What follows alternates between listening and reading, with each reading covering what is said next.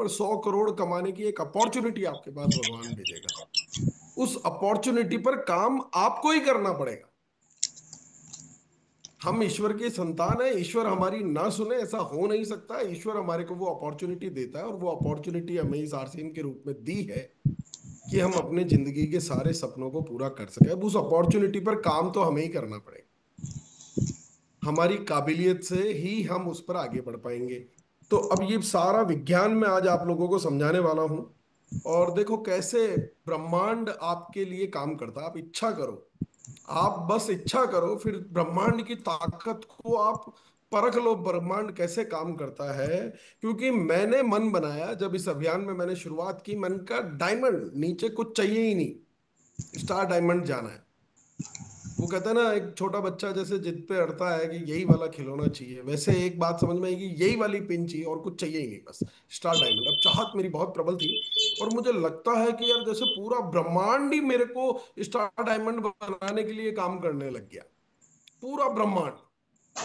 क्योंकि जैसे ही मैंने शुरुआत की और 2023 में मैं इस अभियान से जुड़ा, और 2023 में एक इनॉग्रेशन इवेंट हुई, आरसीएम वर्ल्ड इनॉग्रेशन इवेंट।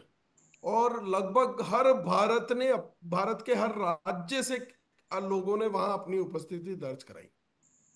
और मेरी तो एंट्री थी। अब पूरा भारत मुझे पहचाने, ये पहचान मिले, ये मौका मिले, इतनी बड़ी अपॉर्चुनिटी हो, इतने लोगों से मिलना, समझना, अपनी नॉलेज को बढ़ाना, और एक बड़े इवेंट को देखने से बड़ी लीडरशिप की वो मेरे अंदर चाहत जगना।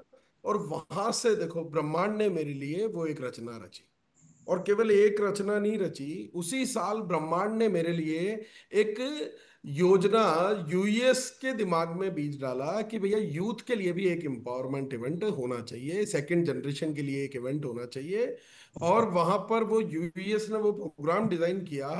और मुझे पहले ही साल में दिल्ली के त्यागराज स्टेडियम में 10,000 लोगों के सामने बोलने का मौका मिल गया।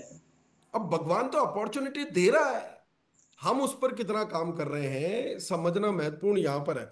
अब इतना ही नहीं हुआ, उसके बाद एनिवर्सरी इवेंट हुआ दिल्ली में, हजारों लोगों से मिलने का मौका मिला, पूरे भारतवर्ष से आए हुए लोगों से मिलने का मौका फिर से मिला। फिर उसके बाद मैं अगर बात करूं तो 2024 में गामा हीरो इवेंट में मुझे कई लोगों से मिलने का मौका मिला।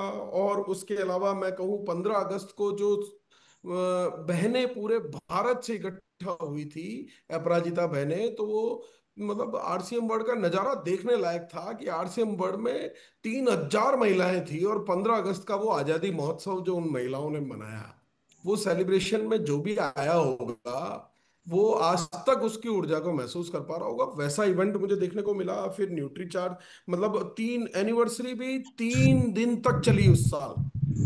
पहले दिन न्यूट्री चार्ज की एनिवर्सरी थी, दूसरे दिन आरसीएम की एनिवर्सरी थी, तीसरे दिन की सोल की एनिवर्सरी सेलिब्रेट हुई। और वहां पर मुझे किरण बेदी मैम से मिलने का मौका मिला। मतलब ब्रह्मांड ने मेरे लिए कितनी रचना की। मुझे तो लगता है ये सारा काम जो कर रहा है ना, ब्रह्मांड मेरे लिए ही कर रहा है। मुझे ही स्टार डायमंड बनाने के लिए ये सारे काम किए जा रहे हैं। और अब उसमें देखो आप, मैं अगर बात करूं तो फ्रेंड्स मीट पटना में मुझे जाने का मौका मिल गया, चैट विद सुरेंद्र वत्स में इंटरव्यू करने का मुझे मौका मिल गया।